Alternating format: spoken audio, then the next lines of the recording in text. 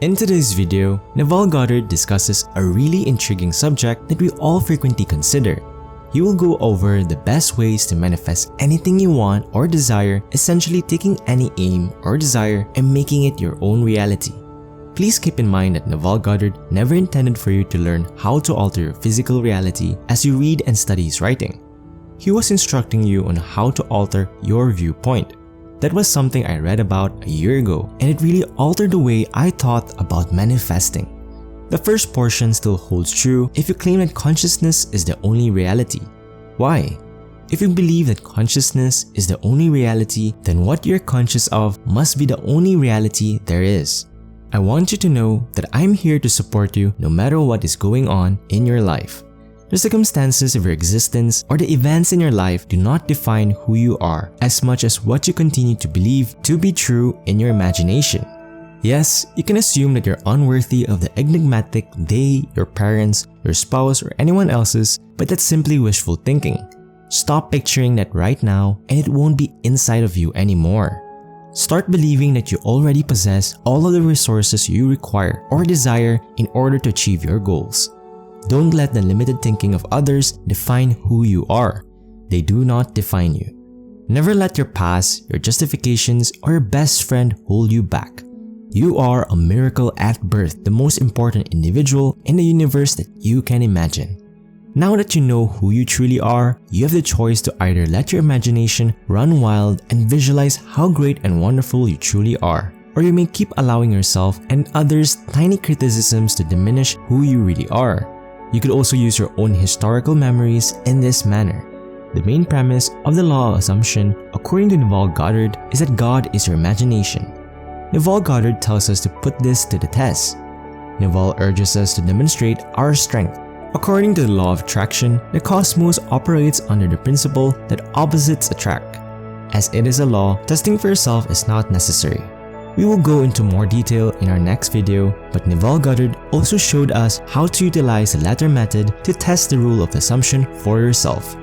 The majority of us were never taught how to utilize our senses to communicate with the universe using an innate universal code that we all share, or how to learn about our emotions. The reason you think the universe acts the way it does is because you think it loves you so much that it reflects your inner thoughts, feelings, and experiences and gives you exactly what you think, believe, and expect it to. This love isn't romantic. It's so unconditional that we occasionally find it difficult to understand how the universe actually reacts to us. Before we continue, let's let Neville speak for himself. Be sure to pay close attention and take pleasure.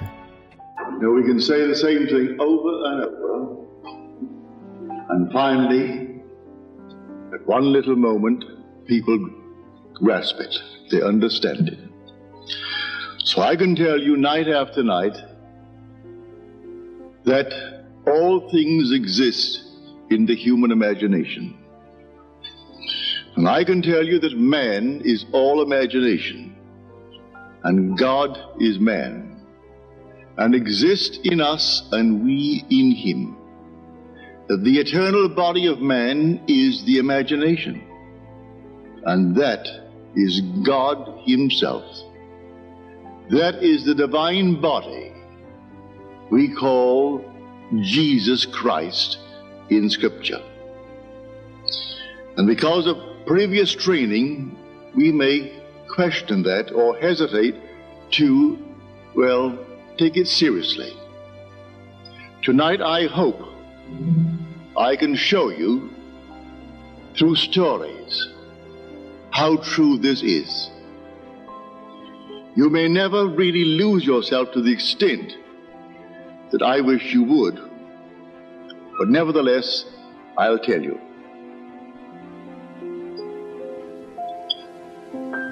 Last Saturday, a friend of mine in from New York, she came in during the week and she was here on Friday. And I invited her to dinner on Saturday with a few other friends of hers out here. She called during the day and asked if she could come early.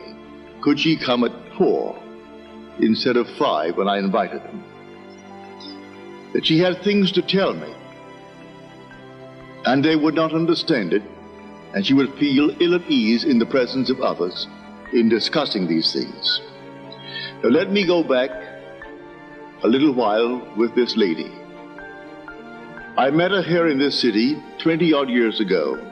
She was a beautiful young woman, about 30, a model. She had bought a little home for her parents and she was paying off the mortgage. And she said to me then, this is now 20-odd years ago, I've always dreamed of going to Paris. And I really don't have the money. I have enough in the bank to go tourist and live for just 1 week in a modest way. Go to some small little hotel or maybe some little rooming place. And only for a week. I couldn't afford beyond that. And even that seems stupid now, when I think that I'm still paying off on the house. I said, you're asking the wrong person for advice, because I'm not a rational person when it comes to the world. To me, I do not go along with the reasoning mind. I am talking of an entirely different principle. I am speaking of imagination, and imagination to me is Jesus Christ. And Jesus Christ to me is God. And there is nothing but God, and all things are possible to God. If you want me to give you a reason for going or not going, do not ask me. You want to go, and you have just enough for a quick one. 1 week in Paris, maximum. Go tourist and live modestly and come back. Well, you didn't tell me what you would do, but she did go. On the second day in Paris, on a blind date, she met a man, 23 years her senior. He was already married 5 times. There was no offspring, but they fell in love. He divorced his 5th, married her, and they were blessed with a child, the image of that man. When I saw pictures of him, he was born in Russia, when I saw pictures of him, they could have been pictures of his little boy. Through the years, well, the man is very wealthy. He came into a fortune. International business. Factories here in our country, factories in Paris, factories in Puerto Rico, and factories all over. A very, very wealthy man. He went wild over this offspring. Well, as the boy grew, he was then 2.5 years old, and one night I had a vision, and I saw a little boy who was about 5 years old, handsome beyond measure, and he told me that I was his father. I said, well, if I'm your father, then when are you going to come on earth and be my son? So I am your father. Are you coming down to earth and be my son? He said, yes. I said, when? He said, on the 10th of November. I said, you are? Now this is late September. So I said to my wife the next morning, I said, darling, you know, you're going to have a baby on the 10th of November. She said, I really believe all that you teach, but after all, this is ridiculous. I'm not even pregnant. This is late September. I'm going to have a son on the 10th of November. She said, no, that is out. I said, all right, that's what he told me anyway. That night in New York City at my lecture, this lady appeared. Her little boy was 2.5, and she was way out in hair. She looked as though she could have it right then. So I said to her, when do you expect your son? She said, no son. I'm going to have a daughter. Joseph and I, we want a daughter. Don't want any son, we have our son. I said, but when do you expect your child then? She said, oh, the doctor said around early January. I said, should your son be born on the 10th of November, may I tell you his name? His name is Neville Mark, because that's what he told me. Well, on the 10th of November, she had her little boy, and she called him Neville Mark. Well, the family now of 4, the 2 boys, and they grew. When the first one, the image of his father, Larry, reached the age of 18, they sent him off to college in England. Pardon me. And one morning, on a Saturday morning, I got a call from her, and she said, Larry is dead. Didn't prepare me at all. Larry is dead. I said, what are you talking about? She said, I've just got a call from the headmaster of the college in London. Larry was killed today, suddenly, in this automobile accident. 1 of 5, but he was the only one killed. The others survived. He wasn't driving the car, he was in the car. And we are leaving within an hour. Joseph and Neville and myself were leaving in the hour to go to London. So they did, and brought back the ashes of Larry and scattered it in Central Park. She went into shock, completely shocked. And for 2 months, she wasn't here. Her husband called me long distance. He wrote me to what to do. I do not know what to do. Should I put her into some asylum? Should I bring in something? Because she is not here. She refuses to be part of this world. But you do not know this woman. She has a determination that is like steel. You can't divert her. She can take any goal in this world and realize it.